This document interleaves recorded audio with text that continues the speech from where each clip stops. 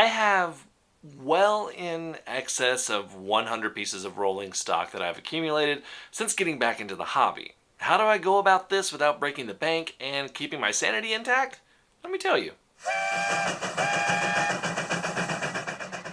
Hey everybody, my name's Jimmy. Welcome to Coffee and Trains. I'm drinking some Kauai coffee today. If you want to tell me what kind of coffee you're drinking and have it featured just like these guys right here, you can leave that in the comments below. I love hearing what coffees you guys are drinking. Cheers, guys. I have a couple of guidelines for buying rolling stock that keep my eye on the prize of building my rolling stock fleet. The first is to buy quality. Now, this doesn't always mean brand spanking new. A good portion of my fleet comes from used stock.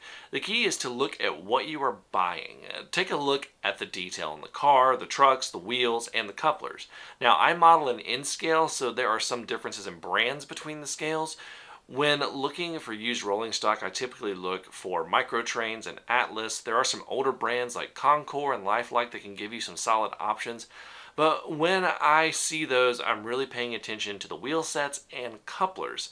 A lot of modelers will upgrade wheel sets and couplers. In N-Scale, you'll see a lot of upgrades to Microtrains wheel sets and couplers. And HO, there's more variety, but Katie is a great choice. For new rolling stock, I also look at Microtrains and Atlas as well, but I've also become pretty keen on Broadway limited rolling stock too. Athern's pretty good, and Kato is a great brand, but they have more of a locomotive focus than a rolling stock focus, so they have less of a selection when compared to other companies.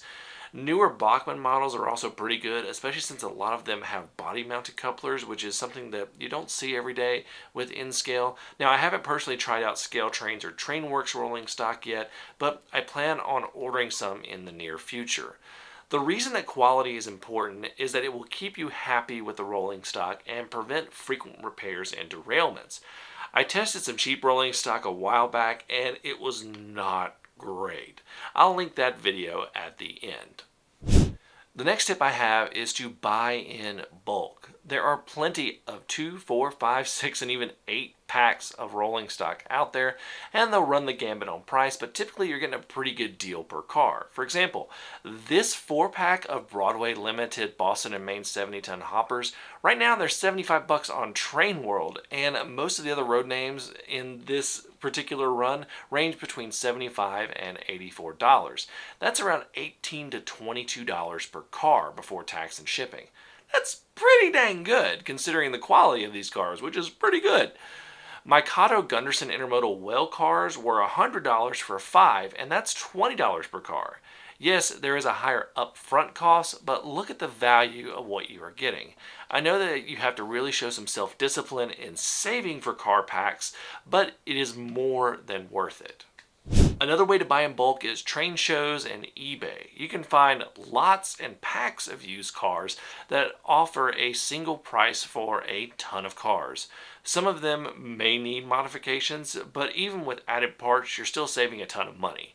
I know I have gone to a train show and offered $100 for a tray of 20 or 30 older N-Scale cars with Rapido couplers. I'll buy them and then slowly update their wheel sets and couplers as I have money. Buying in bulk is a great way to save money and rapidly build your fleet. The biggest tip I can give is to have a plan for purchasing. This gives you a way to decide between items because there is a lot of rolling stock out there. Like a lot. Like N-Scale hasn't been around as long as HO and O-Scales and all that, and there's a ton of that. So if you think about going even further back, it gets crazy. Figure out your objective and work towards it. Are you creating a unit train with tank cars, or are you trying to build up more rolling stock from a specific era to match your trains? It can be as simple as I want to find quality rolling stock for cheap, so I have a limit on the price per car that I can spend. The places I will look for these deals are obviously train shows and eBay, but also the special sections on model railroad online stores, and model train shops will often have clearance sections as well. If you've ever been to the Little Choo Choo shop in Spencer, North Carolina, which is my favorite model railroad shop, they have an awesome little clearance section in the back corner that I hit up hard when I was starting out. Also, if you do have a model train shop near you, ask them if they have any rolling stock that somebody ordered but backed out on, and if you could see it. Then if you like it, ask them what they would take for it. Adding some rolling stock to your collection is super fun, and I hope this has helped you in figuring out your path to expanding your fleet. Thank you all so much for watching. Until next time, I'm Jimmy from the DIY and Digital. Stay safe, be kind, drink your coffee, and happy railroading.